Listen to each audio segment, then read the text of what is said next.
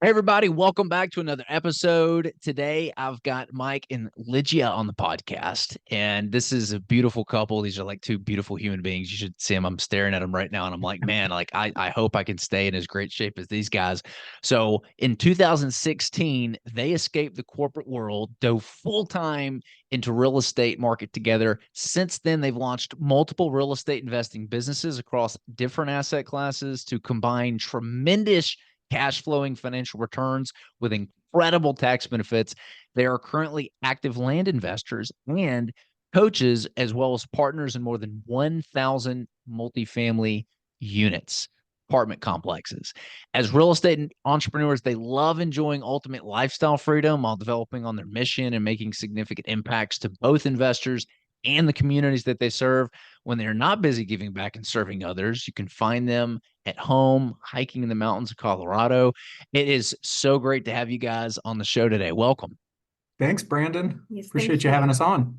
Yeah, I was so like jealous and envious of like some of y'all's backgrounds. I was looking at y'all's profiles before we jumped on here, and like y'all love to do the outdoorsy thing. I don't get to do it as often here in Nashville, Tennessee, because we just don't have as great a hiking over in like East Tennessee and the other areas that I've been to and gotten to live in. But we just got back from New Zealand, my wife and I was like, dude, I got to do some incredible hiking. And so I was like, you guys have to go and check out New Zealand when you get a chance because I'm sure I know Colorado's awesome. I've done some hiking there. But man, super jealous that you guys live where you are and you'll get to do the outdoorsy stuff. Yeah, it's a blessing, and it was an intentional act of ours back in 2016. We took the decision to make our lives different and enjoy what we wanted to enjoy while we could, instead of, building up a nest egg someday, hoping we could move somewhere and be older to, maybe enjoy less of it at that point. So yeah, we took a very conscious decision to get out there and do it. Yeah. And Yes. I'm excited to jump in on how you've been able to build something that gives you that lifestyle freedom from that financial freedom that you guys have been able to create. So we're going to get there. But before we jump into the nuts and bolts of y'all's journey, tell us a little bit of background about you guys and give us some context on how you got to do what you're doing today. You bet. Yeah, we love the story because it is a transformative one. I think it's a very common one. So Lygia is Romanian by birth and grew up there, I guess, spent most of your all of your childhood and a lot of your adulthood. And I was working for corporate America, just grew up here in the US in Dallas Fort Worth area, pretty what I consider normal upbringing. My mom and dad were kind of the original house flippers. When I was a kid back in the 70s and 80s, my mom will tell the story that we moved 31 times in 30 years. So my parents would buy a home and fix it up, and then we would move and do the other. We were living in Fort Worth at the time. And then in the 80s, Arlington, Texas took off, and a lot of new development. So my dad became a general contractor. So anyway, I grew up in this environment, went to university, got out of there and into a corporate career, and I was in operations and supply chain in tech companies. And in 2006, I got an opportunity to work overseas on an expat contract and start a mobile phone production facility. I was working for Nokia at the time. Lygia was also working for Nokia at the time in Romania. And so we met literally, I think the second time that I had traveled. The first time I traveled just as a scouting trip. The person heading up the project just wanted me to come out and see if I could live there. I came. It was spring. It was beautiful. It's a gorgeous country. It's amazing. And so I just said, heck yeah, sign me up.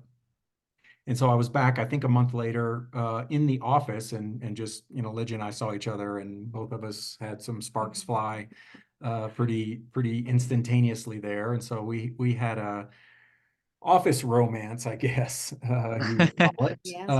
for about 3 years, which was an amazing time period. I mean, we built a factory from the ground up, from a greenfield, hired thousands of people, made a huge impact on the community. It was a time when the U.S. was going through a downturn. Actually, the global environment was recessionary at that time period, and so it was great to be in a position where things were growing at a time when everything else, if I would have been in the U.S., there were layoffs and a bunch of things there. And so Anyway, we met there, moved back to the US in 2010, 2011, to the Dallas Fort Worth area. And we were both just kind of following the great American dream, right? We each had jobs, going to an office.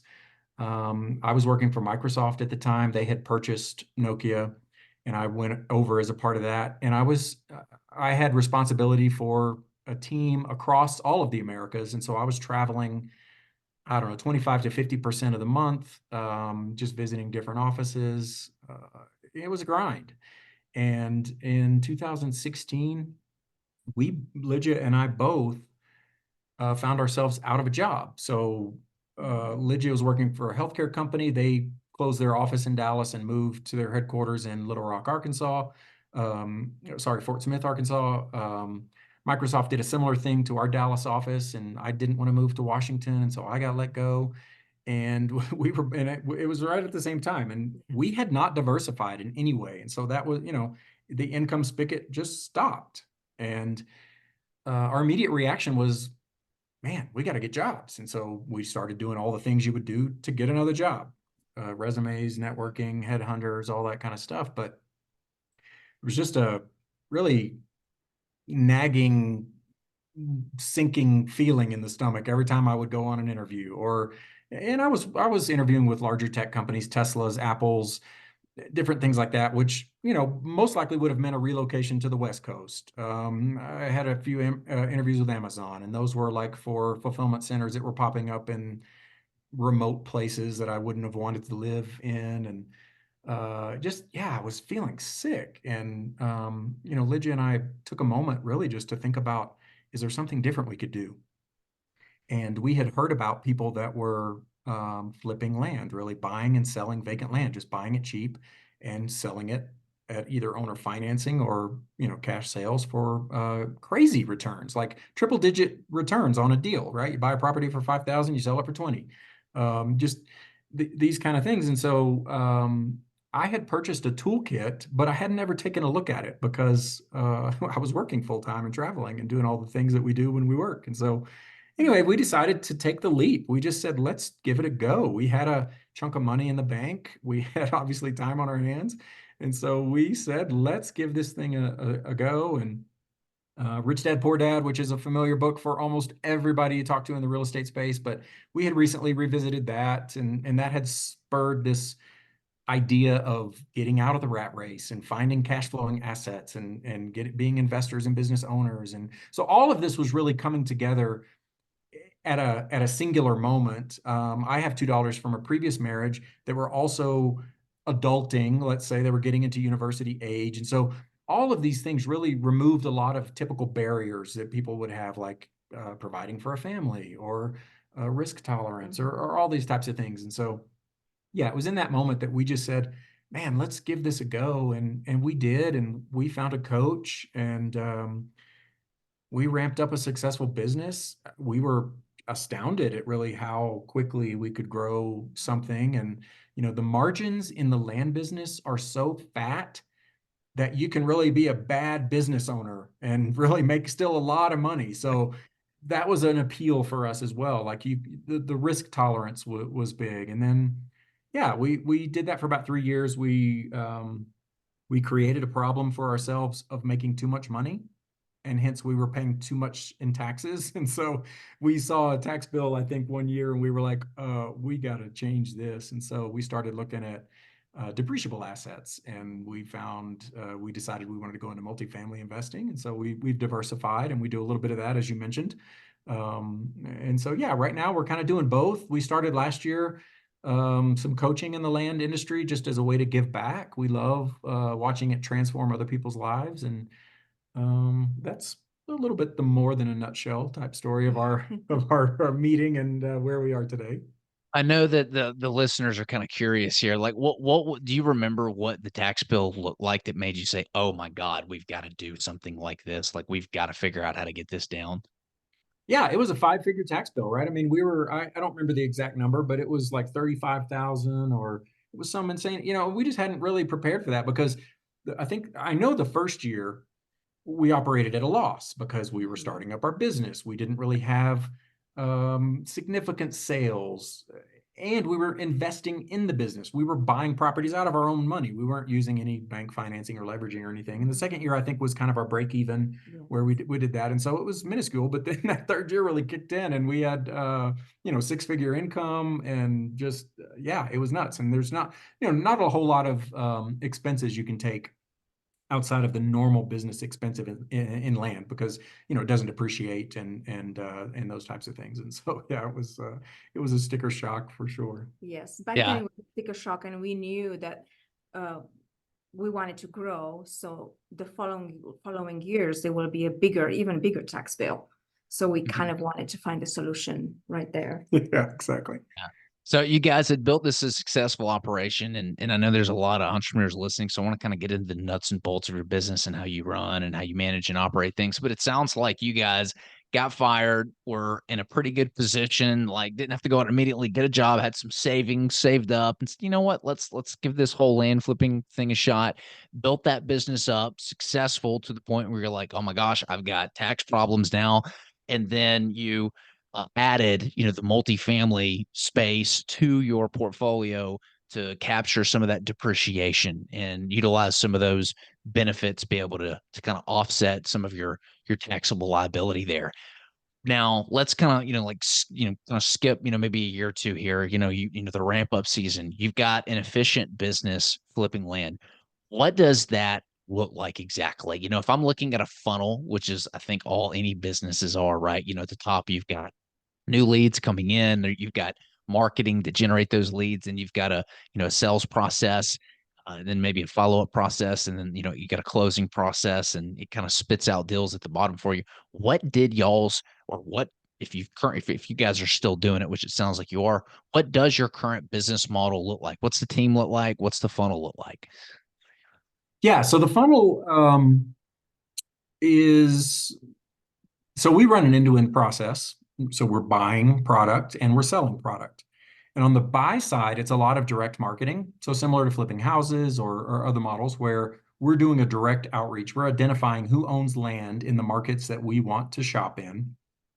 We're doing a direct outreach, and that can be done in multiple ways. Direct mailers being the most common, but there's, text messaging, email, phone calls, those kind of things, to find or get in touch with those property owners. And the model is, again, not unlike flipping homes, which a lot of people might be familiar with, but it's, we'll cast a net. Let's just say, for round numbers, we'll throw out 1,000 offers to 1,000 different property owners in a market, and we'll offer them. Most of what we do is we will make an actual offer. So if you own 5 acres in the mountains of Colorado, we'll come and say, hey, Brandon, we see you own some property out here. We love the area. We would love to purchase your property. We'll make you an offer of $5,000. And, we do that because we've gone in and we've looked at the comps, and we know that similar properties sell for 15 or 20,000. And the way the model works, somewhere between 1% and 5% of the people will respond.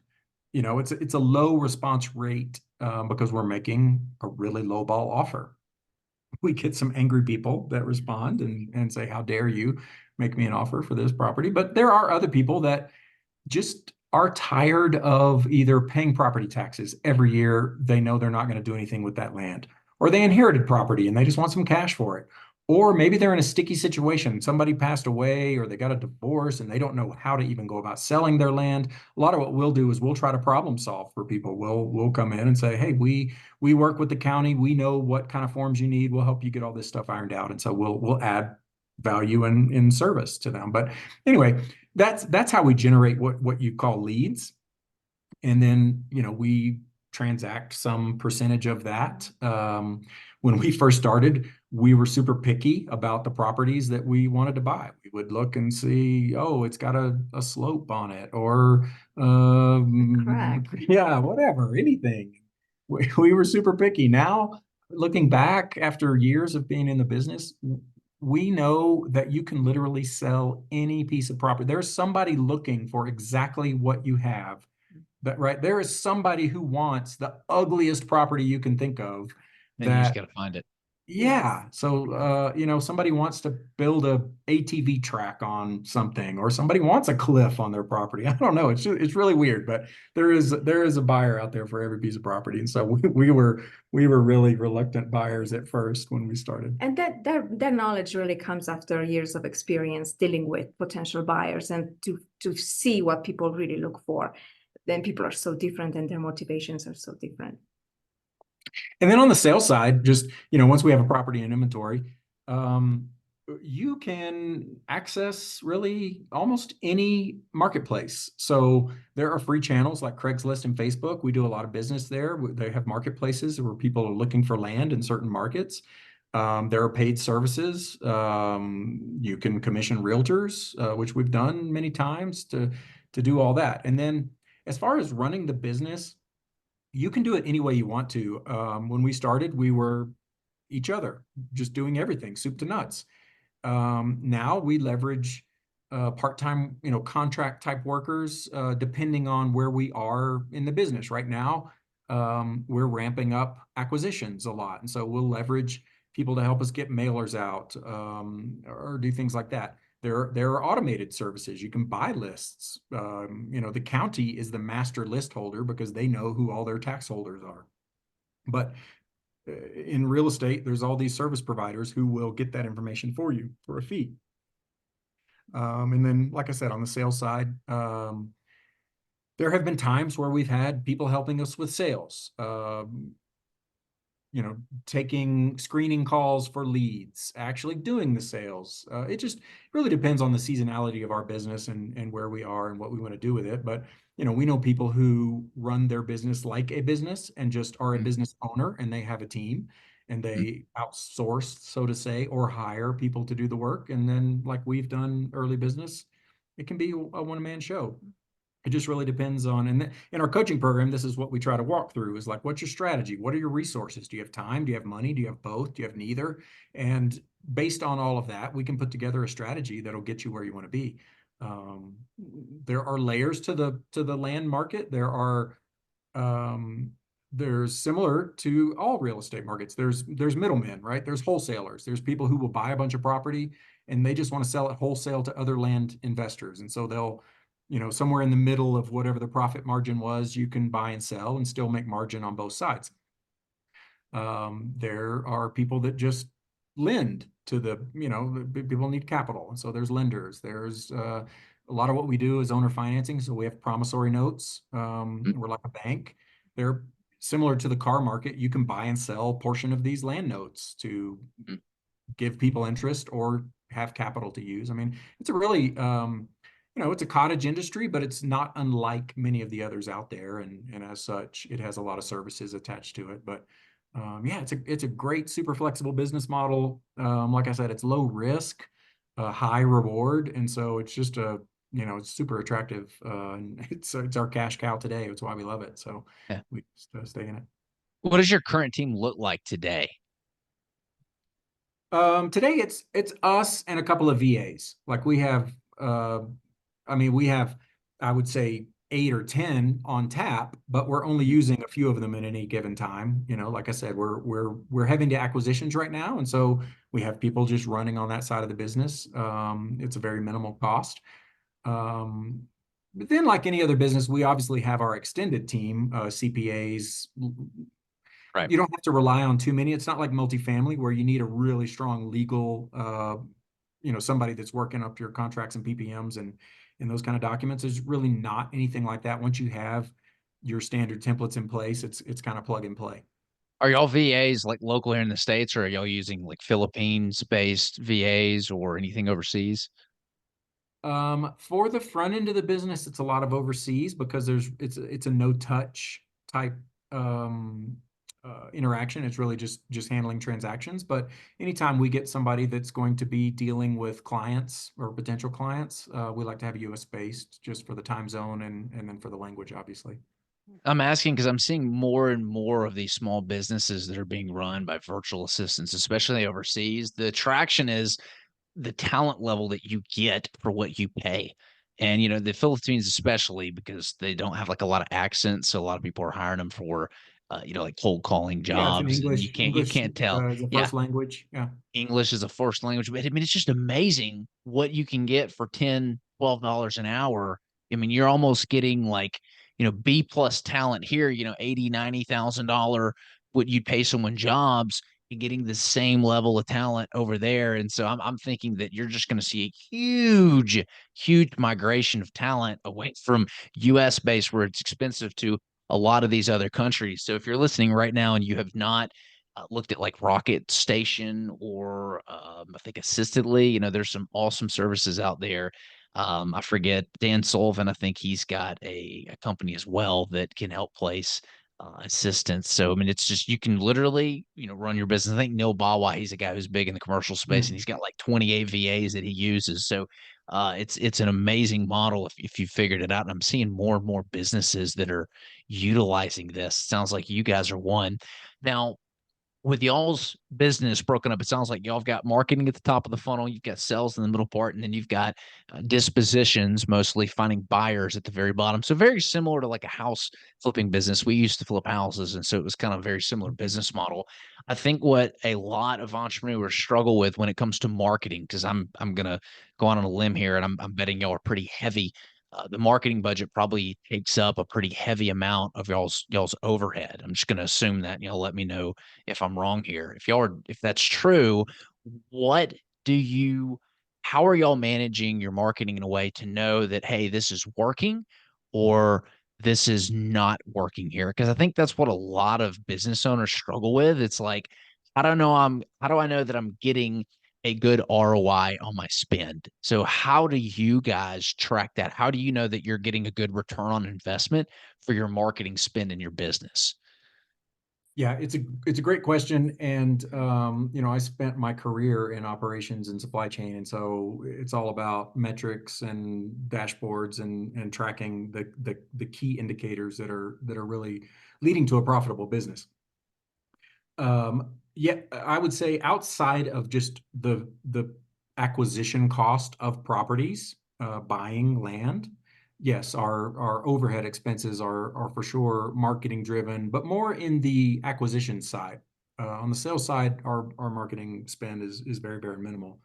And that's mostly in direct mailing. So it's stamps, right? Sending out letters to people. And we do monitor, right? So we know out of 1,000 letters that we send out, we'll track what's the response rate. And we have a certain range. We want it to be within, 1 to 4%. If it's not, we will either tweak our price until we get to a point in which we are uncomfortable with the margins that it's going to bring, and we'll just find a different market. But similar to other things, I mean, a lot of our deals come because we are just consistently in a market. And so, it may take 5 times to reach someone. We have people, I think you had somebody that reached out that got our letter over a year ago, and so, and part of what brings them to us is they like, we see you in the market, and and so they have a little more trust and know a comfort level that we're not just a pop-up or a scam or something like that. And so it's really that consistency over time. But yeah, I mean, it is about just tracking those key metrics and making sure there is a return, because yes, that can get overwhelming, right? If you're spending $20,000 in marketing and you haven't gotten anything to show for it, it's just it can take your business in a bad direction. Yeah, no, I mean, you got to live, breathe, and eat and die off of the indicators, right? Because you don't know what direction your business is headed. And it starts with marketing, right? Because if you're spending more than you're making, well, that's a huge problem. But if you're not measuring it, to your point, how do you know you're bleeding money? So that leads me to the next questions. What do y'all track specifically on the marketing side? Like, what would be some indicators that maybe you'd watch and say, oh my gosh, this is now telling us that we need to make some adjustments here? Well, it's just that, like I said, we'll send out the mailers, and there's a certain cost associated with that, right? Let's just say 50 cents to use a round number. And so that'll be $500. And like I said, we want our response rate to come back in a certain window. And then if it doesn't, we have a couple of choices to make. We can continue, but based on our years in the business, we know that that's unusual. Like we usually get some responses if we've done our homework correctly. And the homework is doing the comps in the market. And let's just say 5-acre properties are selling for 20,000, then we know, hey, we need to go in at 7,500 or something around there to get the margins that we want and the response rate that we want. And so, if we send out the offers and we don't get the response, sometimes we'll go back and we'll expand our net a little bit just to double check. But a lot of times we'll go back and we'll adjust our offer. And so, maybe we go up to 8,500 as an offer. But at some point we get uncomfortable, and that's usually around the 50% mark, because there's a wholesale market out there that we can just go buy properties for 50 cents on the dollar and do that. And so once we get above that, we know, okay, we're diminishing returns here. And it's really disadvantageous. Okay, it makes sense. So you guys are tracking your response rate 1 to 4%, making adjustments, going down on the contract value until you kind of like makes it feel uncomfortable, pivoting, switching markets, getting down to identifying, sounds like you got 2 clients, or maybe even 3. One is who you're selling the mailer to, who you're buying, who you're servicing. And then the second is who you're selling these assets to. And then maybe there's some third client, maybe there's some investors involved in the middle if you need some money to raise some money. Let's talk about the clients that you're trying to find on the back end, because I think we all agree everybody loves more customers if we're in business. So what are some of the creative techniques that you guys are using to find more of those customers to buy your land? Yeah, since we started, we use social media heavily, so Facebook, Craigslist. And for us, it was as much about collecting leads, people that are actually actively out there looking for land, as it was for making a sale. And so anytime we advertise properties, we are trying to get emails. And we have now a list of people and some level of intelligence behind it, like, where were they looking? What are they looking for? Such that, a big part of our sales side marketing today is just through that email list. And so we're able to give a first look, give some advantages to a discounted price or anything like that. And so that's really our first touch. We're still out on Facebook and Craigslist. We use paid sites, I would say very reserved. I mean, they seem to work, but a lot of them have tiered pricing. So, you can just have a basic account for one level. You can have a gold package, a platinum package. And, these days, there's so many people that are buying the platinum package that unless you're in the platinum package, your listing is likely not really getting visibility and traction. So we just don't get a lot of great experience with the paid sites. Paid Zillow, sites is in like you're putting your land on that site for yeah, like their land.com, eyeballs. Lands of America, Gotcha. Land Okay. and Farm. They Yeah. all advertise vacant land and non-vacant land, but it's a paid site. You have to subscribe and pay for them to put your listing up. And I would say we've kind of been hot and cold with it. We've had times when it's been just gold for us, and other times when it's been a little cold. And after a few months, if we see that we have no leads, we just unplug, and sometimes we renew after a while. But yeah, we've tried different things, see what works and what doesn't work. And for us, we have noticed that on those free sites, especially Facebook Marketplace, we had the most success. Okay, interesting. And then realtors. I mean, realtors are great.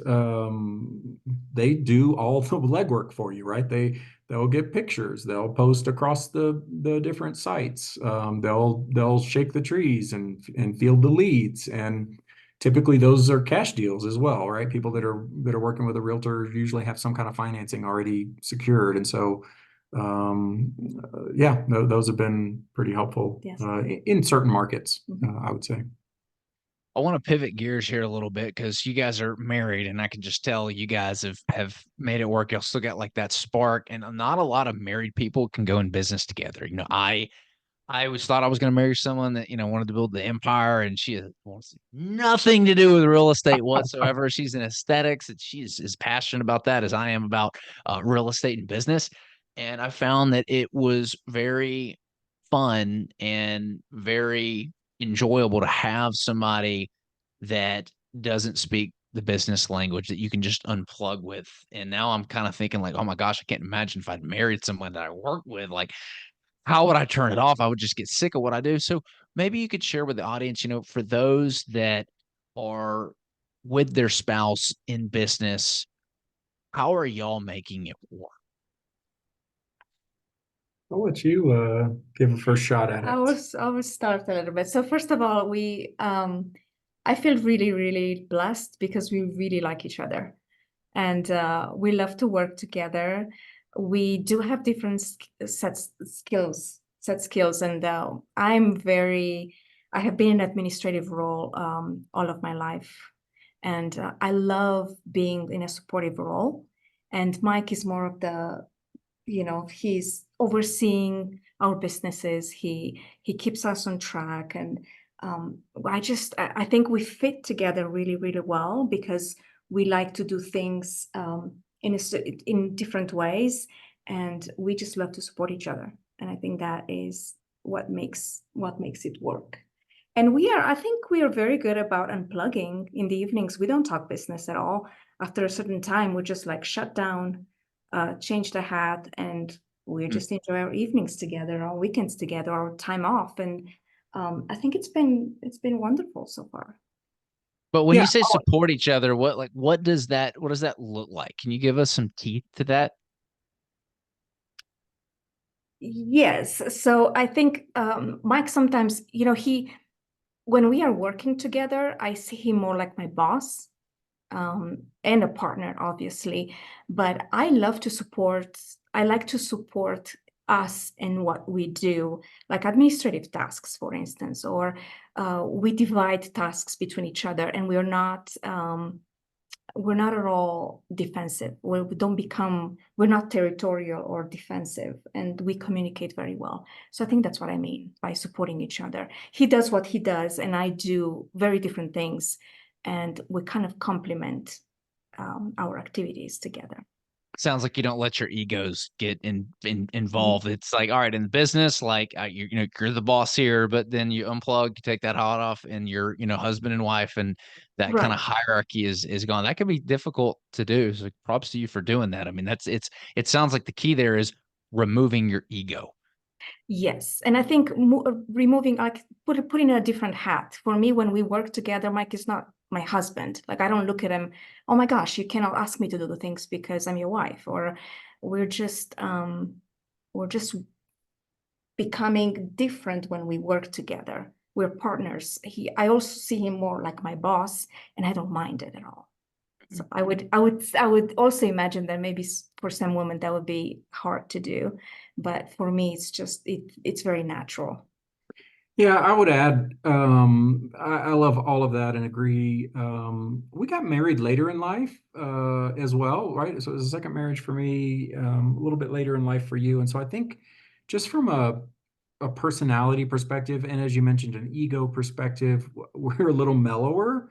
And we were naturally drawn to one another, I think, because of the fact that we have such a good foundational relationship. We can communicate openly and honestly and non-threateningly and also non-defensively. And so I personally have enjoyed that just from day one with Ligia. I feel a different person. Like I feel like I can uh, just be very transparent and not feel reserved in any way or that I have to walk on eggshells or anything. And so we can have an open dialogue.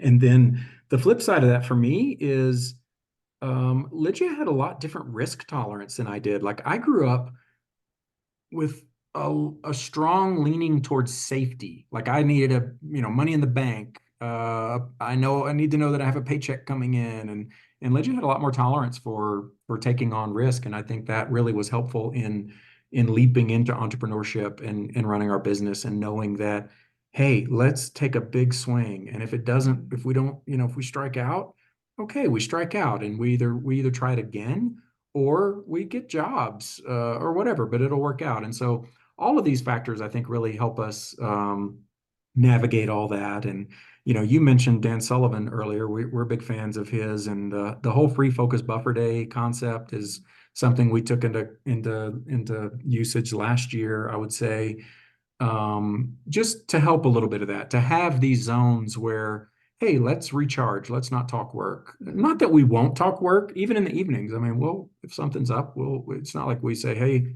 can't talk until tomorrow. We still do it, but I think we spend enough time during the day talking things out that we don't necessarily need to do all that. But I love the fact that we can set big goals together. We can be aligned personally and professionally, right? We know, hey, this year we want to do this. We want to go here.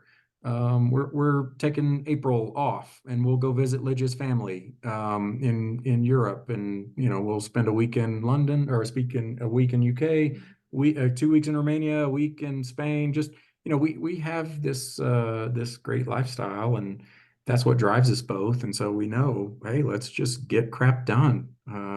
Just kind of do all that. Yes, and I would add a couple of things. I think we both were deep into corporate America, and we would be gone the whole day at work and come home in the evenings exhausted, and barely had time in the weekends to connect with each other.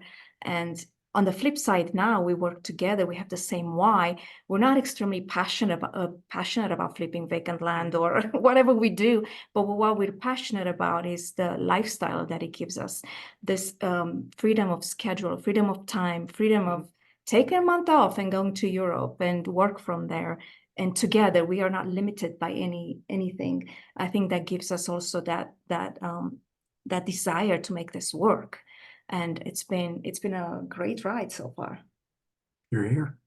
So if I'm pulling this out, and again, if I'm approaching this from like, hey, here's some actionable steps or things you need to do to make a part, it sounds like any partnership, not just being in business together, even if you're married, but business relationship or marriage relationship. One, you're both aligned on the long-term vision, which is a huge problem. I think that's why most business owners end up parting ways. It's not because there's like a problem, like whether it's a band or a business relationship or whatever. It's just like, the alignment isn't there long term. So Yeah. you've got the same long-term alignment.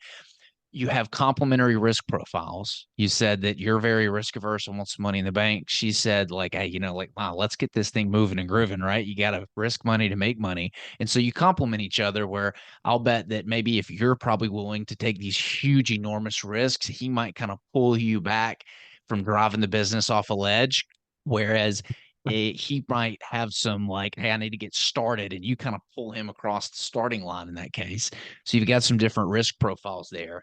And then you both have removed your egos from the decision-making process. If anything, it sounds like maybe y'all attack the actions of the other person if there's a problem, but not the person itself. And so I think that's wonderful that you guys are able to implement that. And then obviously the supportive side as well. You recognize like your roles. There's accountability. There's clear accountability. If she's not, she recognizes that, hey, you're responsible for certain things and maybe managing, and she's responsible for certain things. And so there's nothing falling through the cracks because you've divvied up your responsibilities there. Did I If there's miss one, if anything? there's one weak area we have, I would say it's probably in that regard, because Oh, we're very really? on each other. We're like, oh, I didn't get that done. Oh, that's okay, honey. Whatever, it's a little Yeah. bit. That's where Well, we use coaching and masterminds and things to help us drive our accountability. real quick, like what coaches and masterminds have y'all invested in that have been life changing for you guys? When we started our land business, we found a program. We joined Mark Podolsky's Land Geek program and went through that. And it was, we took the approach that this is going to be our full-time business. We want to accelerate the learning curve. And so we did that for, I don't know, around 12 months, I would say, in helping us. When we got into multifamily, we took the same approach. We interviewed several of these multifamily syndication groups, and we settled on one that was kind of smaller, boutique, that we felt a little more familiar with. But we got the education and the mentorship and the network, and maybe less accountability in the multifamily that you know, land was a coaching, but we've since done other things. I mean, we're strategic coach fans. You mentioned Dan Sullivan, so it's great educational, maybe a little lighter on the accountability. We're Tony Robbins fans, and so we've used Tony Robbins business coaches to help drive us. And so yeah, we kind of do a little bit of several of them. I have a lot of coaching in my background from both my corporate days, but also once I left corporate America, I became certified as a life coach, and have a lot of skills in that regard. We do some business coaching as well. And so yeah, all of that plays together, but big fans of coaching. If not formal coaching, then at least like masterminds, groups. If you're in real estate, for sure you're going to conferences or events or things like that. I mean, it's the way it works. You got to find good partners, good education, good skills. It's just almost essential, I would say, Yes, for sure. to be successful. This has been an absolute treat having you guys on. Thank you for sharing all the nuts and bolts of your business and tips on y'all's wonderful relationship. For those that want to learn, more about you guys, learn more about your multifamily opportunities, or learn more about your, flipping dirt opportunities, where should they go? So I would say, if you're interested, we have a podcast, the Cash Flow Fight Club podcast, that we highlight a lot of this on. We talk to different businesses and investments in general. We like to match up a couple head to head and see which comes out on top. But we've also put together a landing page. So flippingdirt.us/freedom is really exactly for this. For people that are listening to go, they can get a one-stop shop for some information on what land flipping is all about.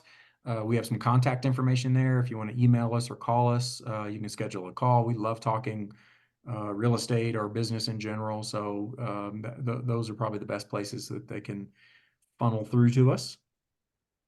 We'll make sure that those links get posted. Mike and Ligia, thanks for coming on today. Brandon, thank you so much. This was fun. Thank you for having us.